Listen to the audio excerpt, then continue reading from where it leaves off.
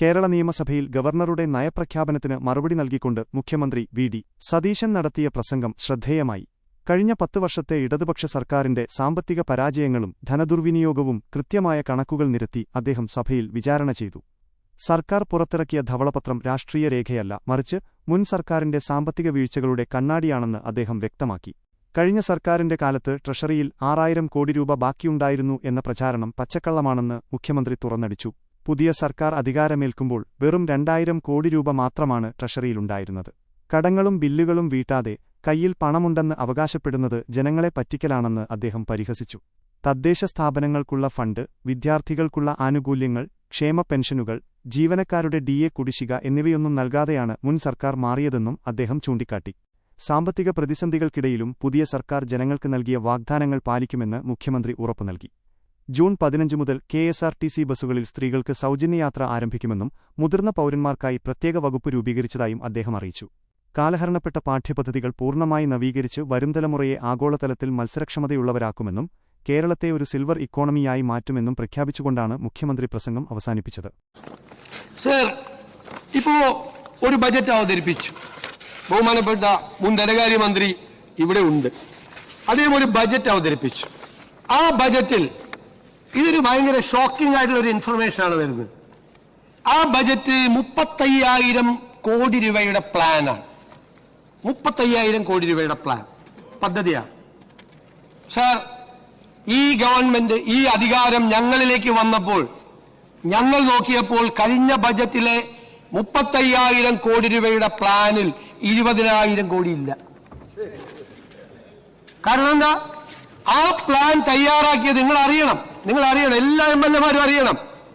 ഒരു ഗവൺമെന്റും അഭിമുഖീകരിക്കാത്ത ഏറ്റവും ഗുരുതരമായൊരു പ്രശ്നമാണ് ഞങ്ങൾ ഫേസ് ചെയ്യുന്നത്. എന്താണ്? ഇവരെങ്ങനെയാണ് കണക്കാക്കിയത്? ഇവർ കണക്കാക്കിയത് 15ാം ധനകാര്യ കമ്മീഷൻ റവന്യൂ ഡെഫിസിറ്റ് ഗ്രാന്റ് കൊടുത്തിരുന്നു. 55,000 കോടി കൊടുത്തിരുന്നു 5 കൊല്ലമായിട്ട്. ഈ ഗവൺമെന്റ് കിട്ടിയ വലിയ നേട്ടമാണ് കഴിഞ്ഞ ഗവൺമെന്റ്. അപ്പൊ 16ാം ധനകാര്യ കമ്മീഷൻ വരും. 16ാം ധനകാര്യ കമ്മീഷൻ വരുമ്പോൾ റവന്യൂ ഡെഫിസിറ്റ് ഗ്രാന്റ് 14,137 കോടി രൂപ ഈ ഫസ്റ്റ് ഇയറിൽ ലഭിക്കും. അതാണ് അദ്ദേഹത്തിന്റെ കണക്ക്.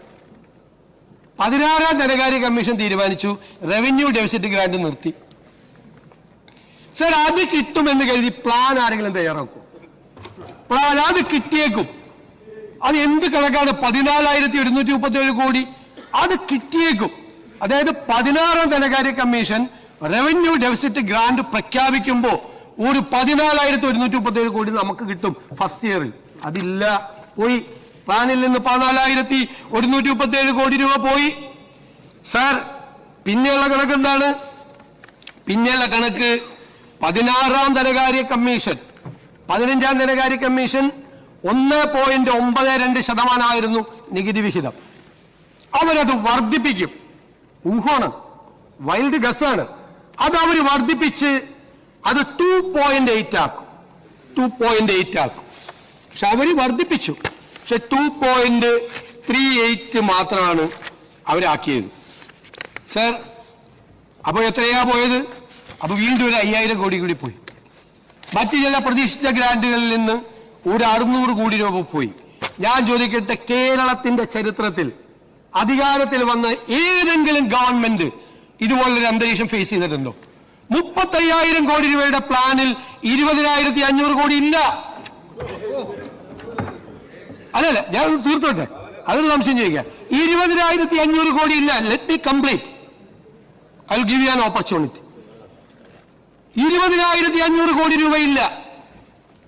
നീ എന്ത് ചെയ്യും? അതാണ് ഒരു വലിയ വെല്ലുവിളിയാണ്. പ്ലാൻ തയ്യാറാക്കുമ്പോൾ, ബജറ്റ് തയ്യാറാക്കുമ്പോൾ ഒരു ഗവൺമെന്റിന്റെ മുന്നിലുള്ള ഏറ്റവും വലിയ വെല്ലുവിളിയാണ്. അതാണ് സാർ ഈ ധവളപത്രത്തിൽ പറയുന്നത്. ബഹുമാനപ്പെട്ട പ്രതിപക്ഷ നേതാവ് ഇന്നലെ സംസാരിച്ചപ്പോൾ ഒരു കാര്യമില്ലാതെ പറഞ്ഞു ധവളപത്രം എന്ന് പറയുന്ന ഉമ്മാക്കി കാണിച്ച് ഭയപ്പെടുത്തേണ്ടതാണ്. സാർ, ഞാൻ അങ്ങയോട് വളരെ വിനയത്തോടു കൂടി പറയുന്നു, സാർ, ഈ ധവളപത്രം ഉമ്മാക്കിയല്ല, നിങ്ങളുടെ മുമ്പിൽ വച്ചിരിക്കുന്ന കണ്ണാടിയാണ്. 10 കൊല്ലക്കാലത്തെ സാമ്പത്തിക മിസ്മാനേജ്മെന്റിന്റെ കൂടി കണ്ണാടിയാണ്. അത് ഉമ്മാക്കിയല്ല. ഞങ്ങൾ ആരെയും ഉമ്മാക്കി കാണിച്ച് ഭയപ്പെടുത്തില്ല. കണ്ണാടിയാണ്. ആ കണ്ണാടിയിലേക്കൊന്ന് നോക്കണം സാർ, എന്നിട്ട് പുറകിലേക്കൊന്ന് സഞ്ചരിക്കണം. ഞാൻ ഇത് ടേബിളിൽ വെച്ച വൈറ്റ് പേപ്പർ ആയതുകൊണ്ട് ഞാൻ ഒന്നും പറയുന്നില്ല സാർ, ഞാൻ വിശദാംശങ്ങൾ പറയുന്നില്ല. ഇതിനകത്ത് എല്ലാ കണക്കുകളുണ്ട്, എല്ലാ കണക്കുകളും സാറ് പറഞ്ഞു, അങ്ങ് പറഞ്ഞു ഫാക്ട് ചെക്ക് ചെയ്തിട്ടുണ്ടോ എന്ന്. സാർ ഫാക്ട് ചെക്ക് ചെയ്തിട്ടുണ്ട്. ACS ഫിനാൻസ് ആണ് ഈ കമ്മിറ്റിയുടെ കൺവീനർ. ഞങ്ങൾക്ക് ഇന്നലെയാണ് റിപ്പോർട്ട് കിട്ടിയതെന്ന് അങ്ങേക്ക് എങ്ങനെ അറിയാം? ഞങ്ങൾ റിപ്പോർട്ട് തയ്യാറാക്കിയിട്ട് ഒരാഴ്ചയ്ക്ക് മുമ്പ് തയ്യാറാക്കിയതാണ്. ഞാൻ ആ റിപ്പോർട്ട് തയ്യാറാക്കുന്നതിന്റെ 5 യോഗങ്ങളിൽ 2-3 മണിക്കൂർ പങ്കെടുത്ത ആളാണ്. എല്ലാ കാര്യങ്ങളിലും ഇടപെട്ടിട്ടുള്ള ആളാണ്. അതിന്റെ ഫ്രെയിം, ധനകാര്യ വകുപ്പിന്റെ ചുമതല കൂടി വഹിക്കുന്ന ആളെന്നുള്ള നിലയിൽ അതിന്റെ ചാപ്റ്റർ ഫ്രെയിം ചെയ്യുന്ന കാര്യത്തിൽ, അതിന്റെ വൈറ്റ് പേപ്പറിന്റെ ഫ്രെയിം ചെയ്യുന്ന കാര്യത്തിൽ, അതിന്റെ ഫാക്ട് ചെക്ക് ചെയ്യാനുള്ള സംവിധാനം, എല്ലാ ഫാക്ടും ഇതിനകത്തുള്ള എല്ലാ കണക്കുകളും അത് കൗണ്ടർ ചെക്ക് ചെയ്തിട്ടാണ് സാർ ഇവിടെ അവതരിപ്പിക്കുന്നത്. അപ്പൊ അത് അങ്ങ് പറഞ്ഞത് നല്ല ചോദ്യമാണ്. ഫാക്ട് ചെക്ക് ചെയ്യണം. ഫാക്ട് ചെക്ക് ചെയ്തപ്പോൾ പുറത്തു വന്ന കുറെ കൗശലങ്ങളുണ്ട് ഇതിനകത്ത്. ആളുകളെ കബളിപ്പിക്കുന്ന കൗശലങ്ങളുടെ ചില കണക്കുകൾ കൂടിയുണ്ട്. ആ കണക്ക് കൂടി ഇതിനകത്ത് പുറത്തു വെച്ചിട്ടുണ്ട്. ആളുകളെ കളിപ്പിക്കാനുള്ളതല്ല കണക്കെന്ന് പറയുന്നത്. റിയലിസ്റ്റിക് ആയിരിക്കണം സാർ കണക്ക്. എങ്ങനെയാണ് ഇതിന് മുന്നോട്ട് പോകണം എന്നുള്ളത് ഏറ്റവും പ്രധാനപ്പെട്ട ഒരു കാര്യമാണ് സാർ. ഞാനൊരു ദീർഘമായിട്ടൊന്നും ഒരുപാട് കാര്യങ്ങളൊന്നും പ്രസംഗിക്കുന്നില്ല, ഒരുപാട് സമയവും ഞാൻ എടുക്കുന്നില്ല. പക്ഷേ നമ്മൾ അറിയേണ്ടത് ഒരു ഗവൺമെന്റ്, ആ ഗവൺമെന്റിന്റെ മുന്നിലുള്ള പ്രതിസന്ധികൾ. ഇപ്പൊ പറഞ്ഞു ധനപ്രതിസന്ധി. ആ ധനപ്രതിസന്ധി ഉണ്ട്. ഇപ്പൊ ഇമ്മീഡിയറ്റ് ആയിട്ട് ഈ ഗവൺമെന്റ് കൊടുക്കേണ്ട പണത്തെ കുറിച്ച് പറഞ്ഞിട്ടുണ്ട്. കഴിഞ്ഞ കുറെ ദിവസങ്ങളായിട്ട് ഇവിടെയുള്ള പ്രചരണം എന്താ? 6000 കോടി രൂപ ട്രഷറിയിൽ ബാക്കി വെച്ചിട്ടുണ്ട്. സാർ ട്രഷറിയിൽ പൈസ വരും, പല രീതിയിൽ വരും. ഇത് IGST ഗ്രാന്റിന്റെ പൈസ വന്നു ലാസ്റ്റ് ആയപ്പോഴേക്കും. വേറെ ചില കേന്ദ്ര ഗവൺമെന്റിന്റെ ഗ്രാന്റ് വന്നു. സാർ മെയ് 16-ാം തീയതി നമ്മൾ എന്നാണ് അധികാരത്തിലേറ്റെടുക്കുന്നത്? അതിനുശേഷമാണ് 18-ാണ്. മെയ് 16-ാം തീയതി 6000 കോടി ഉണ്ടോ? 2000 കോടി രൂപയുള്ളൂ. അപ്പൊ ബാക്കി വെച്ചിട്ടാണ് പോകുന്നതെന്ന് ഈ പാവപ്പെട്ട ജനങ്ങളെ തെറ്റിദ്ധരിപ്പിക്കുകയാണ്. പാവപ്പെട്ട ജനങ്ങളെ. ഇവിടെ ഇരിക്കുന്ന ലെജിസ്ലേച്ചർ സെക്രട്ടേറിയറ്റിൽ ഒരു സ്റ്റാഫിന് 50,000 രൂപ സാലറി ഉണ്ടെന്ന് സങ്കല്പിക്കുക. 50,000 രൂപ കൂടുതലുണ്ടെന്ന് എനിക്കറിയാം. 50,000 രൂപ. ആൾക്ക് 25,000 രൂപ പലചരക്കടയിൽ കൊടുക്കണം ശമ്പളം കിട്ടുമ്പോൾ. പുള്ളി പലചരക്കടയിൽ കൊടുക്കുന്നില്ല, അത് പോക്കറ്റിൽ വെക്കുന്നു. പാല് മേടിച്ച കാശ് കൊടുക്കുന്നില്ല. 1-ാം തീയതി ആകുമ്പോൾ പാലുകാരൻ വരുമ്പോൾ കൊടുത്തില്ല. പത്രക്കാരന്റെ കാശ് കൊടുക്കുന്നില്ല. മനസ്സിലായേ? ആർക്കും കൊടുക്കുന്നില്ല. ആ ഇറച്ചിയും മീനും മേടിച്ച സ്ഥലത്ത് അവർക്ക് പോലും പൈസ കൊടുക്കുന്നില്ല. എന്നിട്ട് ഇദ്ദേഹം പറയാണ് എന്റെ പോക്കറ്റിൽ 50,000 രൂപ ബാക്കിയുണ്ട്. നിങ്ങളുടെ കയ്യിൽ 6,000 കോടി രൂപ ബാക്കി ഉണ്ടായിരുന്നുവെങ്കിൽ LSCD മിനിസ്റ്ററോട് ഇരിക്കുന്നു. ലോക്കൽ ബോഡിയുടെ 3-ാം ഗഡു നിങ്ങൾ എന്തുകൊണ്ട് കൊടുത്തില്ല? 1982 കോടി രൂപ നിങ്ങൾ എന്തുകൊണ്ട് കൊടുത്തില്ല? കയ്യിൽ പണം ഉണ്ടായിട്ട്. നിങ്ങളുടെ ഇമ്മീഡിയറ്റ് ലയബിലിറ്റി എന്തൊക്കെയാണ്? നിങ്ങൾ എവിടെയെല്ലാമാണ് നിങ്ങൾ പണം കൊടുക്കാനുള്ളത്? നിങ്ങൾ ആ പണം കൊടുക്കാനുള്ള ഒരുപാട് സ്ഥലങ്ങളിൽ നിങ്ങൾ പണം കൊടുത്തിട്ടില്ല. പട്ടിക വിദ്യാർത്ഥികൾക്ക്, പട്ടികജാതി പട്ടികവർഗ വിദ്യാർത്ഥികൾക്ക് നിങ്ങൾ കൊടുക്കാനുള്ള പണം എത്രയാണെന്നറിയാമോ? 377 കോടി രൂപ. 6,000 കോടി രൂപ ബാക്കി ട്രഷറിയിൽ ഉണ്ടായിരുന്നെങ്കിൽ എന്തുകൊണ്ടാണ് ഈ പാവങ്ങൾ കുട്ടികൾക്ക് ഫസ്റ്റ് പ്രയോറിറ്റി ആയിട്ട് കൊടുക്കണ്ടേ? ആ 377 കോടി രൂപ കൊടുത്തോ? നിങ്ങൾ കൊടുത്തോ? 21,000 കോടി രൂപ ജീവനക്കാർക്ക് DA അരിയസ് വെച്ചിട്ടാണ് സർക്കാർ ഇറങ്ങുന്നത്. അത് കൊടുത്തില്ലല്ലോ. എന്നാൽ 6,000 കോടി ബാക്കിയുണ്ട്. ഒരു അരിയസ് കൊടുത്തേക്കാം. തീരുമാനിച്ചില്ലല്ലോ. പെൻഷനർമാർക്ക് 14,387 കോടി രൂപയുടെ അരിയസ് ഉണ്ട്. കൊടുത്തോ? കൊടുത്തിട്ടില്ലല്ലോ. ഞാനിനി അതും പോട്ടെ, അതെല്ലാം പോട്ടെ. ആ സപ്ലൈകോയ്ക്ക് കൊടുക്കാനുണ്ടല്ലോ ഒരു 2,893 കോടി രൂപ. ഇവിടെ വിലക്കയറ്റം നിയന്ത്രിക്കുന്നതിന്റെ സർക്കാരിന്റെ ഏജൻസിയാണ്, മാർക്കറ്റ് ഇന്റർവെൻഷൻ നടത്തേണ്ട ഏജൻസിയാണ്. നിങ്ങൾ അവർക്ക് കൊടുത്തോ? എന്തിനാണ് ആ മെഡിക്കൽ സർവീസസ് കോർപ്പറേഷന് കൊടുക്കാനുണ്ട് 476 കോടി ഇല്ലേ? ഇവിടെ ടൈപ്പ് 1 ഡയബറ്റീസ് ഉള്ള പാവപ്പെട്ട കുഞ്ഞുങ്ങൾക്ക് ക്വാളിറ്റി ഇല്ലാത്ത മരുന്ന് വിതരണം നടത്തി നല്ല മരുന്ന് കിട്ടാൻ വേണ്ടി ആ കുഞ്ഞുങ്ങളെ കാത്തിരിക്കുക. അവർക്ക് നല്ല മരുന്ന് വിതരണം നടത്താൻ വേണ്ടി നിങ്ങൾക്ക് കൊടുക്കാമായിരുന്നല്ലേ ഈ പൈസ? കൊടുത്തില്ലല്ലോ, കൊടുത്തില്ല. 476 കോടി രൂപയാണ് അവർക്ക് കൊടുക്കാനുള്ളത്. ഞാനിപ്പോ കുറച്ച് സ്കീംസ് മാത്രമാണ് പറഞ്ഞത്. പാവപ്പെട്ടവർക്ക് കൊടുക്കാനുള്ള കാരുണ്യ സ്കീംസിൽ 2017 കോടിയുണ്ട്. നിരവധിയായിട്ടുള്ള ബാധ്യതകൾ. ഇപ്പൊ ഇമ്മീഡിയറ്റ് ലയബിലിറ്റീസ് മാത്രമാണ് ഞാൻ പറഞ്ഞത്. എന്നിട്ടൊരു കഥ ഉണ്ടാക്കുക, എന്നിട്ട് സോഷ്യൽ മീഡിയയിലൂടെ പ്രചരിപ്പിക്കുക. 6000 കോടി ബാക്കി വെച്ചിട്ട് പോയിരിക്കുക. 16-ാം തീയതി നമ്മൾ അധികാരത്തിലേക്ക് 2000 കോടിയാണ്. ഞാൻ ഇതിനെ കുറിച്ച് എല്ലാ ഡീറ്റെയിൽ ഈ വൈറ്റ് പേപ്പറിൽ എഴുതിയിട്ടുണ്ട്. ട്രഷറി ബാലൻസിനെ കുറിച്ചും ട്രഷറി ബാലൻസിന്റെ സിസ്റ്റത്തെ കുറിച്ചും. അത് ഓരോ സമയത്ത് ചിലപ്പോൾ പൈസ വരും, ഓരോ സമയത്ത് പൈസ വരും. പക്ഷേ നമ്മുടെ ലയബിലിറ്റീസ് അവിടെ നിൽക്കുകയാണ്. മനസ്സിലായില്ലേ? ലെജിസ്ലേച്ചർ സെക്രട്ടേറിയറ്റിലെ ജീവനക്കാരൻ 50,000 രൂപ പോക്കറ്റിൽ വെച്ചിട്ട് നമ്മളോട് പറയാണ്, കണ്ട ശമ്പളം കംപ്ലീറ്റ് എന്റെ പോക്കറ്റിലുണ്ടെന്ന്. ഭാര്യയോടെ ഒന്നും പറയാണ്, ഭാര്യയോട് എന്റെ പോക്കറ്റിലുണ്ട്, ഞാൻ ഒരു പൈസ ചിലവാക്കിയിട്ടില്ല.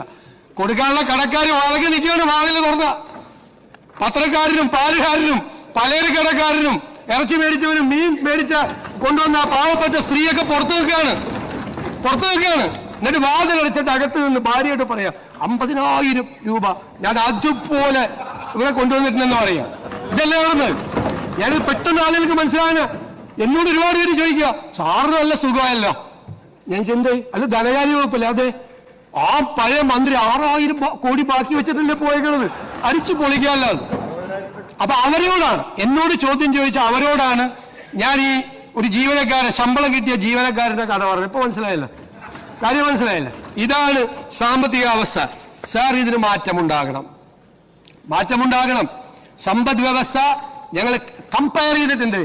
ബാക്കിയുള്ള സ്റ്റേറ്റിലെ സമ്പദ് വ്യവസ്ഥയുമായിട്ട് ഓരോ ഇൻഡിക്കേറ്റേഴ്സുമായിട്ട് കമ്പയർ ചെയ്ത് വളരെ മോശമാണ് നമ്മുടെ ഇൻട്രസ്റ്റ് റേറ്റ് നമുക്ക് വളരെ കൂടുതലാണ്.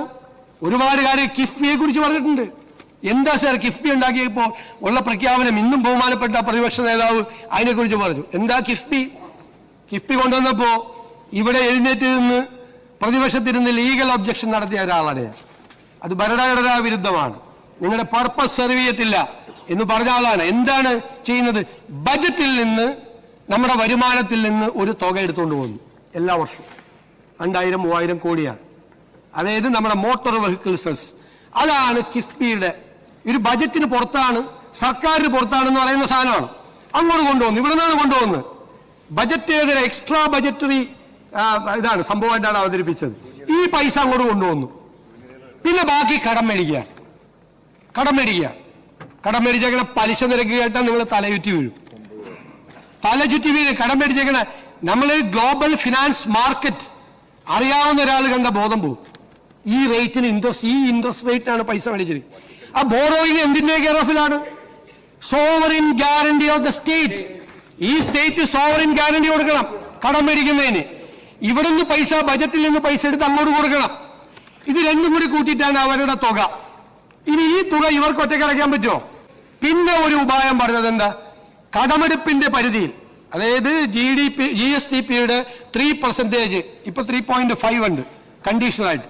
അത്രേ കടമെടുക്കാൻ കേന്ദ്ര ഗവൺമെന്റ് സമ്മതിക്കുള്ളൂ.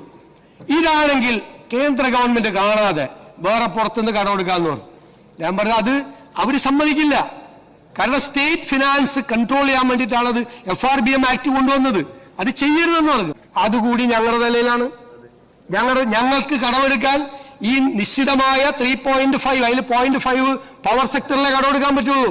3% ആണ് GSDP-യുടെ കടമെടുക്കാൻ പറ്റുന്നത്. അതിനകത്ത് ഞങ്ങൾക്ക് കടമെടുക്കാൻ എല്ലാ സർക്കാരും കടമെടുക്കണ്ടേ? ആ കടമെടുക്കാനുള്ള തുക നല്ലൊരു ഭാഗം ഈ കിഫ്ബിക്ക് വേണ്ടി തിരിച്ചടക്കണം. ഇതാണ് സ്ഥിതി. ആ കിഫ്ബി ഉണ്ട്. എന്നിട്ട് അതൊരു പ്രത്യേകമായ സാമ്രാജ്യം. ധനകാര്യ വകുപ്പോട് യാതൊരു ബന്ധമില്ല. ധനകാര്യ വകുപ്പിലേക്ക് ഫയൽ വരില്ല. പ്രോപ്പറായിട്ടുള്ള ഓഡിറ്റിംഗ് ഇല്ല. ഒന്നുമില്ലാതെ ഒരു പ്രത്യേകമായ വേറൊരു സാമ്രാജ്യം, വേറൊരു ലോകം സൃഷ്ടിച്ചിരിക്കുകയാണ് അവിടെ. അതിനെപ്പറ്റി ഒരു ചാപ്റ്റർ ഉണ്ട്.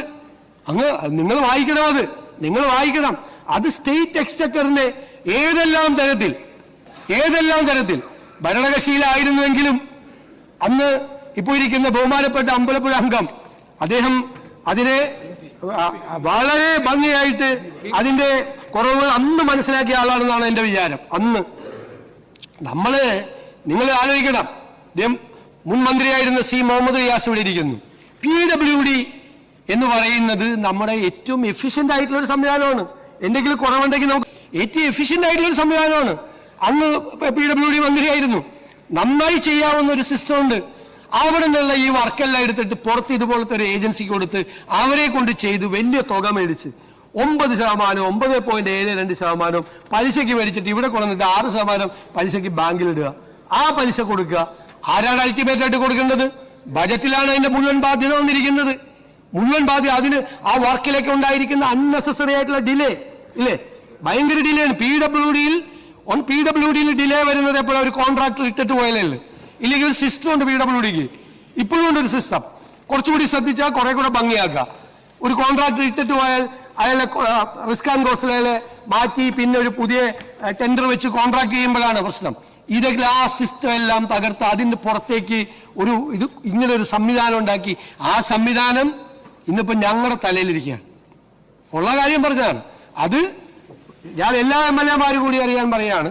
അത് ഒന്നുകൂടി പരിശോധിച്ച് വിദഗ്ധ അഭിപ്രായങ്ങൾ കൂടി തേടി ആർക്കും ദോഷമില്ലാത്ത കാര്യത്തിൽ സ്റ്റേറ്റിനും ചെയ്ത വർക്കുകൾക്കും ഒന്നും ദോഷകരമല്ലാത്ത രീതിയിൽ ചിലത് AS കൊടുത്തു, ചിലത് TS കൊടുത്തു, ചിലത് ആകാശത്തും ഭൂമിയിലല്ലാതെ ചില വർക്ക് നിൽക്കുന്നു. എന്താണ് സംഭവിക്കാൻ പോകുന്നതിന്റെ ഭീതിയാ. നമുക്ക് ആർക്കും ദോഷകരമല്ലാത്ത രീതിയിൽ ഒരു നല്ല രീതിയിൽ അത് പരിഹരിക്കാൻ കഴിയുമെന്നുള്ള പൂർണ്ണമായ വിശ്വാസം ഒന്നുകൂടി അന്ന് പഠിക്കണം. ഒന്നുകൂടി പഠിച്ച് വളരെ വേഗത്തിൽ അതിനെ സംബന്ധിച്ചുള്ള ഒരു തീരുമാനം ഉണ്ടാവും. സാർ, ഞാൻ ദീർഘിപ്പിക്കുന്നില്ല. സാർ, ബഹുമാനപ്പെട്ട പ്രതിപക്ഷ നേതാവ് ഇവിടെ സംസാരിച്ചപ്പോൾ പറഞ്ഞു ഈ നയപ്രഖ്യാപന പ്രസംഗം കേട്ട് നിരാശ വന്നു. അങ്ങനെ നിരാശപ്പെടരുതെന്നാണ് എൻ്റെ വിനയപൂർവ്വമായ അഭ്യർത്ഥന.